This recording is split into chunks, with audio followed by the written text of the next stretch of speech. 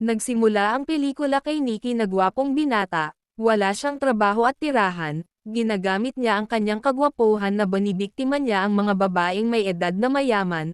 Pumunta siya sa bar na kaagad nakita si Samantha, agad niya itong inakit na nagustuhan kaagad siya, dahil sa kagwapuhan niya. Sumama siya kay Samantha sa bahay niya. Si Samantha ay isang abogado, masaya si Nikki dahil naka-jackpot na naman siya. Pumunta ang dalawa sa kwarto, na kaagad nagpakita ng gilas si Nikki sa pagsibak sa kanya na naganahan si Samantha. Lumipas ang ilang araw, nagustuhan na siya ni Samantha dahil magaling itong sumibak, na kahit saang pwesto ay kaya siyang sibakin ni Nikki. Nagpahatid naman si Samantha sa airport dahil may kliyente siya. Masaya naman na umalis si Nikki gamit ang magandang sasakyan ni Samantha. Kinagabihan, ginawang party ni Nikki ang bahay ni Samantha, na nagpanggap na mayaman para makasibak ng batang babae. Sa sumunod na araw, tumawag si Samantha para kumustahin si Nikki. Ibinalita niya na may darating na bisita sa Huwebes sa kanyang bahay. Agad naman sinabihan ni Nikki ang kasambahay na maglinis. Samantala, dumating naman si Emily na dati niyang kasibakan. Niyaya niya ito ngunit ayaw ni Emily dahil gusto niyang ligawan muna siya. Sinabihan naman siya ni Nikki na hindi pa siya handa. Napansin ni Emily ang pagkalungkot ni Nikki kaya pumayag na lang siya na magsibakan. Dumating na ang Huwebes, abala si Nikki na kinakain ang kanyang talong, hindi niya namalayan na dumating na si Samantha. Nadismaya naman si Samantha nang nakita si Nikki na may ibang babae. Agad niyang pinaalis ang babae. Nahiya naman si Nikki nang nahuli siya ni Samantha. Agad siyang bumaba ngunit pinigilan siya ni Samantha. Ibinalita ni Samantha sa kanya na alam niya ang party na ginawa niya sa bahay dahil nagsumbong ang kasambahay sa kanya. Naiinis si Samantha sa kanya dahil pinagkatiwalaan na siya, na para sa kanya nag-iibigan na sila. Hindi naman kayang pakawalan ni Samantha si Nikki kaya't sinabihan niya ito na pwede siyang manatili sa bahay kapalit ng pasayahin siya at magsibakan sila. Dahil wala nang matitirahan si Nikki pumayag siya sa alok ni Samantha, at ang dalawa ay agad na nagsibakan, na hindi ko na ipapakita dahil bawal ito sa mga bata. Sa sumunod na araw, pumunta sa kapehan si Nikki, nang makita ang magandang waitress na si Heather. Nagandahan si Nikki kaya't inakit niya ito. Ngunit hindi ito tumalab kay Heather na hindi niya binigay ang numero niya. Resibo ng babayaran ni Nikki ang binigay niya. Hindi nagustuhan ni Nikki ang pag-reject ni Heather sa kanya, kaya't hindi siya nagbayad muna. Sinulatan niya ang papel ng kanyang address sa bahay. Kinabukasan, dumating sa bahay si Heather na naiinis. Muling inakit ni Nikki si Heather, ngunit hindi pa rin tumalab. Kinuha na ni Heather ang pera na kaagad umalis.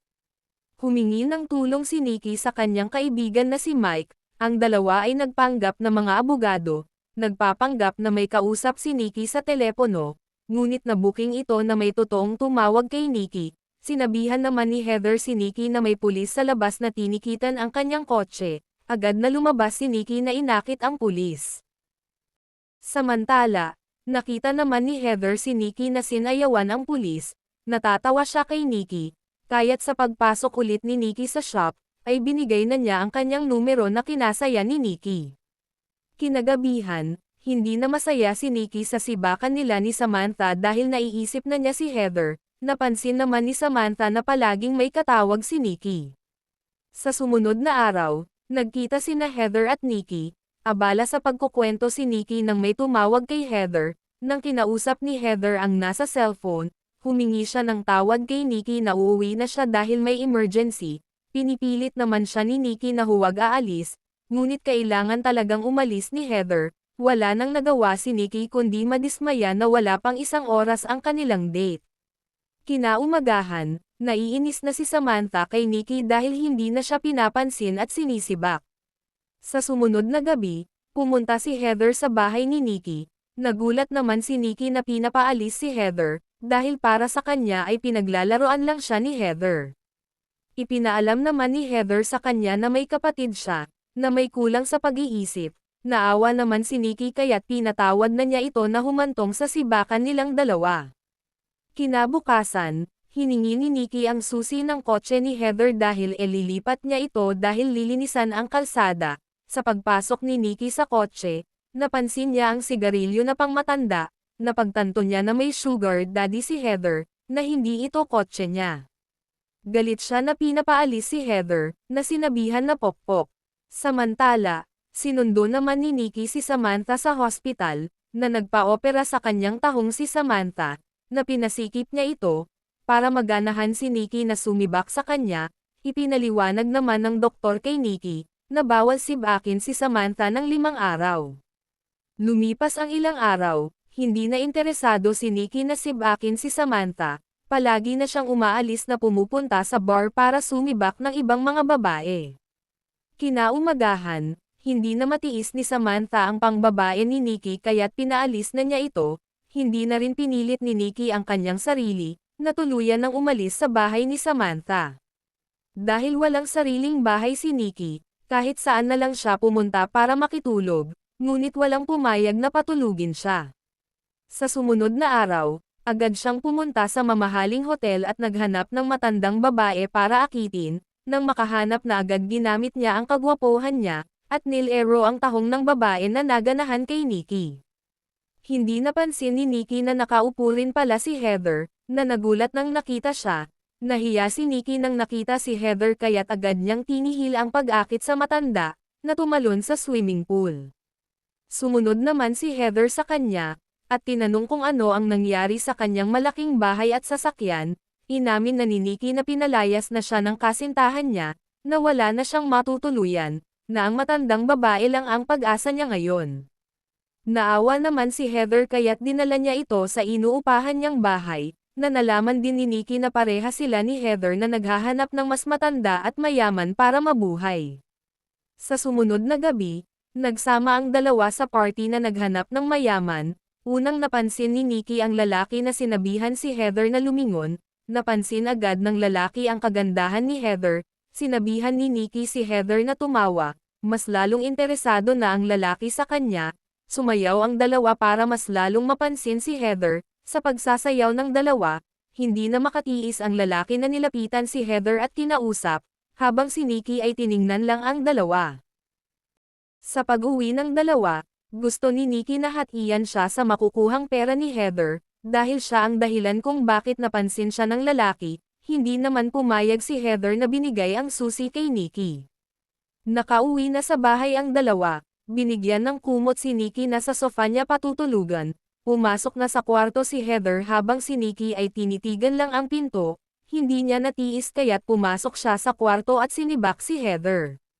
Lumipas ang ilang araw na pagsasama nila, napagtanto ni Nikki na mahal na niya si Heather, tumigil na siya sa pag-akit ng mga mayaman na mga babae, habang si Heather ay patuloy pa rin sa pagpapasibak sa mga lalaki.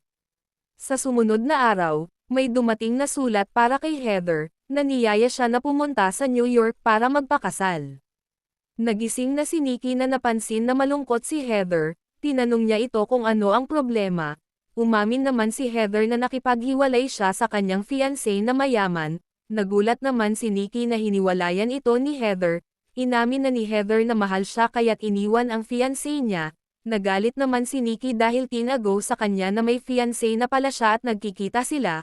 Inis siyang umalis ng bahay. Nasa coffee shop na si Nikki na malalim ang iniisip, may isang babae naman sa harap niya na inaakit siya, ngunit naisip niya si Heather, na pagdesisyon na niya na humanap ng trabaho para kay Heather, na para tumigil na siya sa pagpapasibak sa mga lalaki. Ngunit sa pagbalik niya ng bahay, wala na si Heather, nagbili ng sulat si Heather na pupunta siya ng New York para kausapin ang kanyang ex-fiancé. Nag-alala naman si Nikki na agad tinawagan si Heather na huwag tumuloy. Lumipas ang ilang araw, hindi pa rin umuwi si Heather, wala na ring makakain si Nikki kaya't pumunta siya sa mall at tumikim na lang ng mga free sample na mga pagkain, na nakita siya ng kasibakan niya noon, niyaya ito ni Nikki na siya na ang magmaneho dahil lasing siya, habang nagbabiyahe na susuka naman ang dalaga, na kaagad pinalabas ni Nikki, tumawag na si Heather sa kanya. Masaya naman si Nikki na nagmamakaawa na umuwi na siya ng bahay, na maghahanap na siya ng trabaho para sa kanila. Natapos na ang dalaga sa pagsusuka, narinig ni Heather na may kasamang babae pala si Nikki, nadismaya siya dahil akala niya hindi na magsisibak ng babae si Nikki.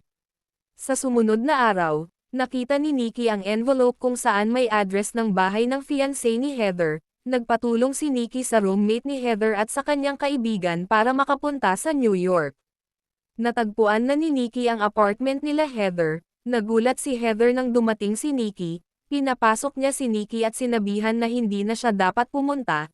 Nagmakaawa naman si Nikki na sumama na sa kanya, ngunit ayaw nang sumama ni Heather sa kanya dahil ayaw na niyang bumalik sa dating buhay niya na walang makain at walang pangbayad ng bahay.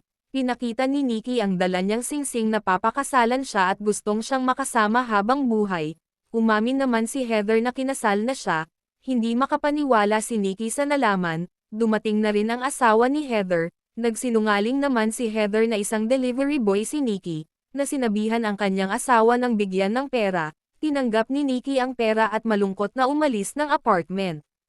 Sa sumunod na araw, nagtrabaho si Nikki bilang delivery boy. Pumunta siya sa bahay ni Samantha na nagbaba sakaling magkabalikan pa sila, ngunit nagulat siya nang may binata na kinuha ang mga in-order na mga pagkain. Dumating naman si Samantha na kinamusta siya, sumagot naman si Nikki na masaya siya. Umalis si Nikki na naghihinayang, na binitawan si Samantha. At dyan nagtatapos ang ating pelikula. Maraming salamat po sa panonood. Huwag kalimutang mag-subscribe para malaman ang susunod kong upload dito sa Taco Recap.